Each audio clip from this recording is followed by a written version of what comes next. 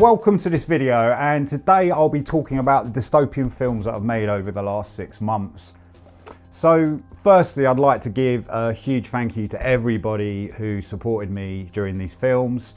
All the likes, subscribers, oh my god, my channel has exploded and it's incredible, so thank you so much. So I've been making music videos for the last 10 years, working with indie artists and labels, also lots of other types of video work, filming seminars, creating promos and much more. I've produced a lot of films and videos for other people as well, just working as a producer. So I've gathered a lot of experience in production and post-production over the years and have a great insight into the whole process. So I worked on my first feature film when I was 18 years old, and it was an amazing experience in Battersea Power Station. And it was just a wreck. It was desolate, the land. It was way before Apple brought it, and it was just a really great experience. We drove around on the wasteland of Battersea Power Station. But yeah, I learned a lot about sets on that experience. So then I started editing on Super 8 film when I was about 17, 18. So I started getting the Kodak film, putting it into the camera, and then I would send it off to Kodak, and then I'd get back a little envelope and I'll project it out and I would see what I'd created. It was very exciting. We moved on to VHSs, so then we had VHS and I was using the scrub decks and, you know, mixing between the two of them. That was a very bizarre experience working like that, and then recording back to VHS. So then came around the revolutionary mini DV, and it just changed everything because quality could now be digitized and you would never lose quality. There would never be any degrade in tapes or anything like that. And with the internet starting out, it was an amazing era, you know, things were really exploding. There was a lot of creativity. The early days of the internet, I came across all the conspiracy theories in the late 90s. And Ike's work, Alex Jones and various whistleblowers and people coming out in the military and stating stories that were happening. It used to be really fun going online and finding out what the next conspiracy was. And there was, of course, X-Files around at the time, which was kind of the commercial side of the conspiracies. So on to my first film, Cell 423. This is where I invented the character Kane. So the film is based around these ideas and theories. And I was looking at the time where Kane is a man who's quarantined in his cell in an AI world, and he is reinventing a chip that is going to save the human race. That was nearly 20 years ago I made that. And I continued making films on these subjects based around these concepts and ideas. And I went on, I created The Human Experiment, I did The Longest Night, and that was very successful based on the Mayan calendar. And in the last, about 2-3 years ago, I did Human Hijack, which is kind of a big subject at the moment, which is almost like about invasion of privacy. So it's very connected to the now. So coming up to the present day, it was March 2020 and lockdown began. There we are, locked in our houses and we can't go out. You can imagine how I felt, as it really did sort of parallel a lot with the film work I was doing. But I've always been cautious how I approach conspiracies and how I look at them, because I'm very conscious of how we're creating reality and how that we're projecting reality out. So if we're looking at these negative subjects, we're going to go out and create that reality.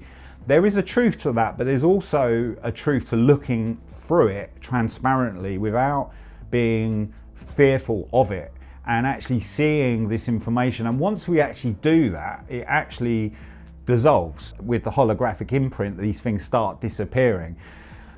But I think it's important that we don't focus on them too much. So that's why art's always been a subject for me to bring out these issues. So it doesn't traumatize yourself. So number one, you're looking at these issues and not getting burnt out by them, because they're pretty intense. When it all kicked off, I listened and watched how it all played out. I saw March, April.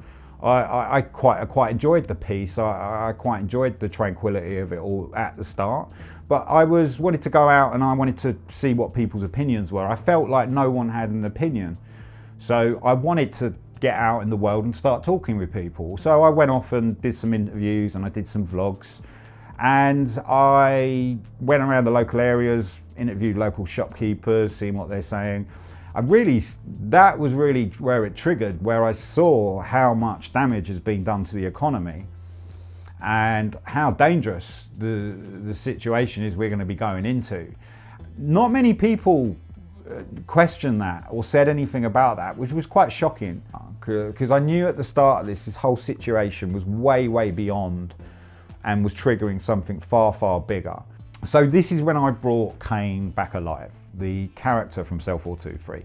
The London streets were quiet, empty, like scenes out of 28 Days Later, like a post-apocalyptic world. It was bizarre. I had never seen London like it. As a cameraman, photographer, it was beautiful. I mean, going around, I actually shot a music video at the start of this, which was great. I mean, to get some of the London sites, backdrops was amazing. I didn't have a budget. I just had my pen, a camera, and an actor. I wanted to know how I could work in these times, so I saw these films to adapt to that. So I wanted to create a simple, effective story and also bring in my own music. My music's quite important in this. I really want to bring that in, and there's a lot of energy gone into that with the thoughts behind this. This led me on to making a series of visual films, kind of like a film vlog, if you like, a way of explaining these times, documenting what's going on. I needed something to explain my thoughts, and I wanted to explain these conspiracy theory ideas that just didn't make it look so stupid, so people could connect with them and understand, relate, and ask questions to what we should do. Because, right, we have to ask questions, right? And I actually created Master Agenda because I was frustrated at the way everything was. It was like over control, there was no freedom of speech, was disappearing, people were getting removed from YouTube for speaking their minds. I didn't like that, and this is where I feel art is very important and can make a difference. I felt like the mask was masking another situation, hence the name Masked Agenda. We have a right to ask questions, and that should always be the way. And this includes on government actions, you know, the policies they bring in. Just because they're supporting a pandemic, we do have a voice in that, and we're allowed to speak our minds. So it's concerning when we're not allowed, you see, and we want to question that. So when I work, I write the piece. I sometimes base it around current affairs, but also around information that I've researched. And this is all public information, by the way. Everything in the films, you can find this information out. I then make the music and combine it with the words I've written, so I get a good flow and a nice template. And then I go off filming, find a good location around London, and go off filming with the actor, actress. So when I'm out and about filming, I hear that music, or sometimes take the track just so I have a really good idea of how it's going to kind of work, and the movement I can create with the shots. A story can be told through a camera movement. I think that's really cool. So Kane's voiceover is reflecting the feeling of isolation and loneliness, as so many are feeling. Not many are actually speaking, you know, this is all in the head at the moment. There's so many people with internal thoughts that are finding it really hard to express them. So that's the kind of voice in the head. And I know Kane runs a lot. I know he runs a lot, but there is a big reason for that. And that is because I feel like the human race is constantly running from these situations. Some of you might get that, but it is symbolic to where we're at. We deny this. We deny this information. We deny the control that's over us. We deny that we aren't actually free. So these are good things to actually understand, because then we can overcome them and then we empower ourselves. So I wanted to create a series explaining the collection of public agendas for a very long time, and it's never came at a better time. People seemed so ignorant to facts and would only accept what was in the mainstream media. But the thing is, the mainstream media was actually starting to accept some of these theories now, and they're starting to see where actually these concepts are not too far out. So really enjoyed creating these videos. I have made the song to fit each film theme of the film, and I organically create them each week or each time I'm creating. And the beat I have is representing the heartbeat. It's a call to action, like an urgency to wake up and for us to stop sleepwalking and to go forward, you know, is to get that energy.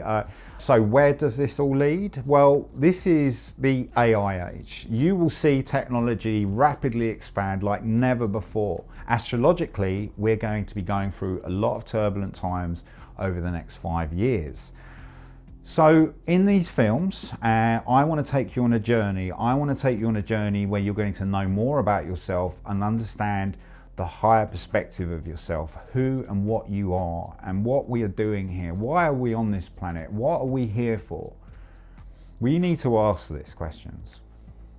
This only is a projection of what, from our inner selves, what the reality we're creating out there, and it's only our denial that's creating this darkness. But we have to ask big questions. We have to understand that we are very precious and we have amazing gifts, and we are letting the outside world drown us and drown our abilities and true potential. Although I believe there are agendas, and I think it's good that we're aware of these agendas, I believe that we should not make them our focus. We need to put our attention to higher perspectives. Through darkness comes light, and we've got to shine onto this darkness. We have to shine so the secrets can be revealed. You know, we are limiting ourselves every day the more we enter into this situation. So darkness is only an absence of light, and that's what creates the shadow. And I'm going to be talking about that in the films to come.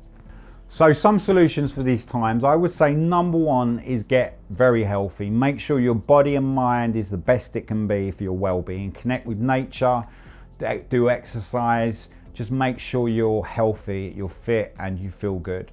And number two is be creative. Find ways to stimulate yourself mentally and physically, drawing, painting, building, whatever makes your creative brain move.